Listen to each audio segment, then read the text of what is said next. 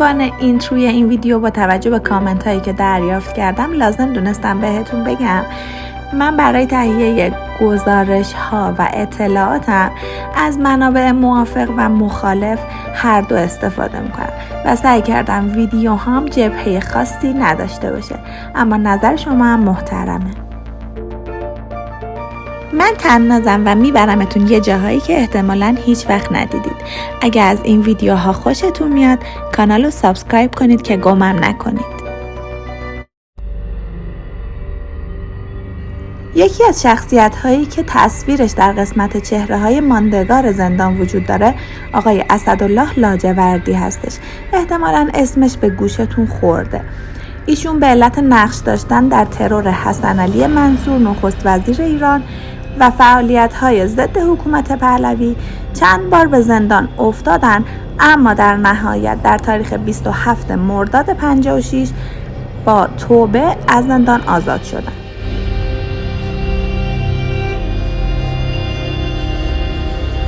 آقای لاجوردی بعد از انقلاب به عنوان دادستان انقلاب تهران انتخاب شدند.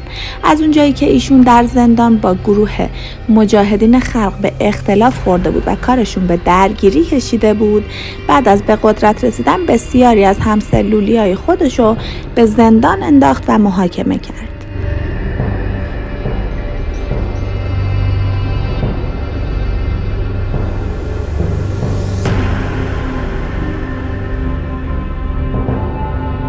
این کینه ادامه پیدا کرد تا جایی که اول شهریور سال 1377 وقتی که آقای لاجوردی از همه منصباش برکنار شده بود و در بازار در محل کسب خودش مشغول بود، 2 نفر از اعضای مجاهدین خلق ایشون رو ترور کردند. قاتلین بعد از قتل دستگیر، محاکمه و اعدام شدند.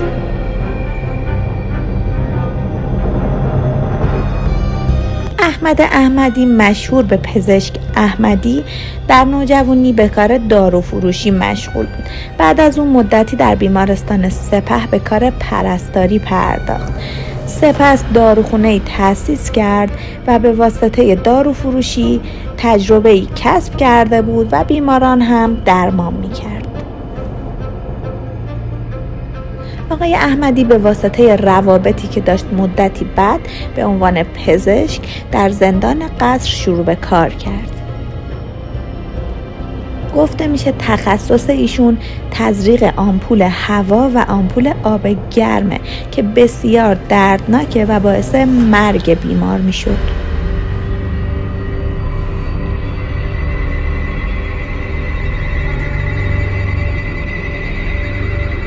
طبق اطلاعیه‌ای که روی دیوار موزه عبرت نوشته شده، آقای احمدی سال 1320 به علت دگرگونی اوضاع کشور به عراق فرار کرد، اما توسط نیروهای عراقی دستگیر به ایران بازگردانده و اعدام شد. همونطوری که گفتم ایشون سال 1322 اعدام شد، در حالی که کمیته مشترک ضد خرابکاری سال 50 تأسیس شد. حالا اینکه چرا ماکت و اطلاعات ایشون در این موزه قرار گرفته جای سواله. مرتضی مطهری فریمانی استاد فلسفه و کلام اسلامی و تفسیر قرآن بودند. ایشون بعد از انقلاب سال 57 به عنوان رئیس شورای انقلاب انتخاب شدند، اما 11 اردیبهشت ماه سال بعد توسط گروه فرقان ترور شد.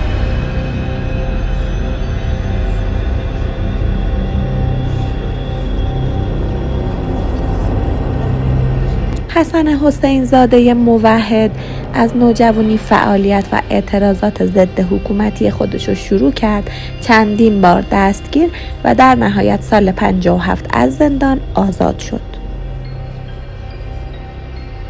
آقای موحد با آغاز جنگ تحمیلی سال 59 راهی جبهه شدند. طبق گواهی همرزمان که ایشون رو غرق در خون دیده بودن، شهادتشون تایید شد. ایشون پس از 4 سال که هر ساله مراسم یاد بود بر مزار نمادینشون میگرفتن، با تنی مجروح و تکیده در صورتی که نزدیک به 30 کیلوگرم وزن داشتن به وطن بازگشتن. آقای موحد تحت درمان قرار گرفتن، اما به دلیل جراحات شدیدی پای خودشون رو از دست دادن و تا سال 95 که از دنیا رفتن با عصا قادر به حرکت بودن.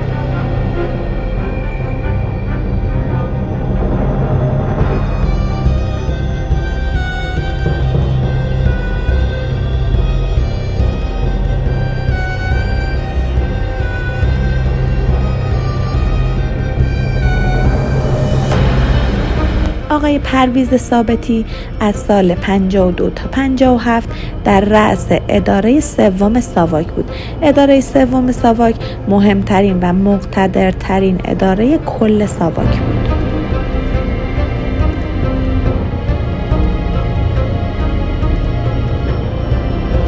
ایشون در اوج انقلاب سال 57 از طریق فرودگاه مهرآباد با نام مستعار از کشور خارج شد و در نهایت در امریکا ساکن شد.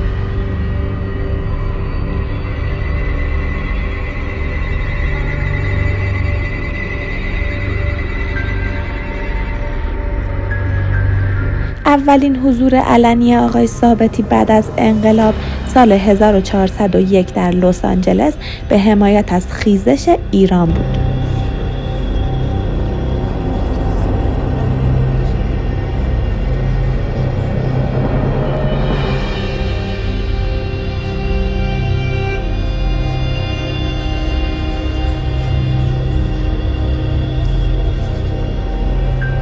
اینجا درمانگاه زندانه یا به نوعی شکنجهگاهی دیگه است برای اینکه پانسمان‌ها، بخیه‌ها و انواع جراحی‌ها بدون بی‌حسی و بیهوشی انجام می‌گرفته.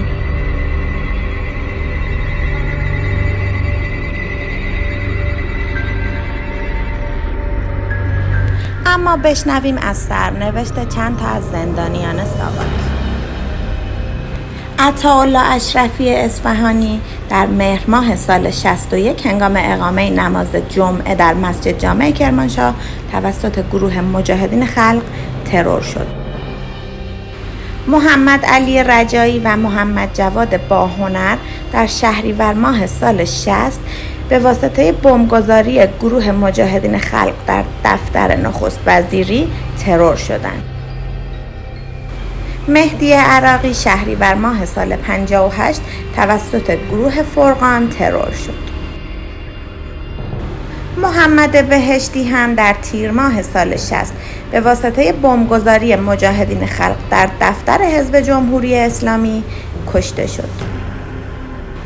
محمد علی قاضی طباطبایی آبان ماه سال 58 هنگام بازگشت از مسجد توسط گروه فرقان ترور شد. خسرو گل سرخی در بهمن ماه سال 52 با حکم دادگاه تیربارون شد. محمد رضا مهدوی کنی مهر ماه سال 93 به علت اختلال در ریتم قلب از دنیا رفت. محمود علایی طالقانی شهریور ماه سال 58 از دنیا رفت، اما مرگ مشکوکی داشت. حالشون به هم میخوره، نگهبانا درخواست پزشک میکنن اما تلفن قطع بوده. میخواستن بهش آب بدن که میبینن آبم قطعه. علی شریعتی مزینانی یا همون دکتر شریعتی خرداد ماه سال 56 در انگلیس به علت ایست قلبی از دنیا میره. گفته میشه مرگش مشکوکه و اجازه کالبد شکافی ندادن و برخلاف وصیتش که گفته بود حسینیه ارشاد دفن بشه، بدنش مومیایی شد و در دمشق سوریه به خاک سپرده شد.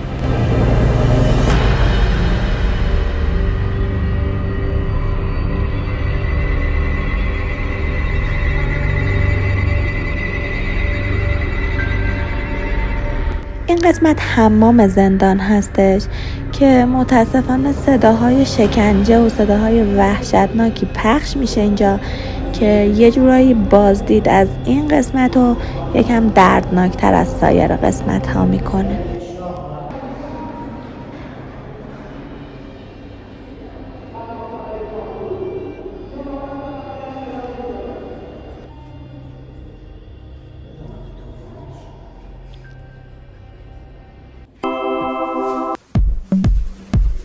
ممنونم که تا انتها همراه من بودید. سعی میکنم ویدیوهای بعدی با انرژی مثبت بیشتری تهیه بشه.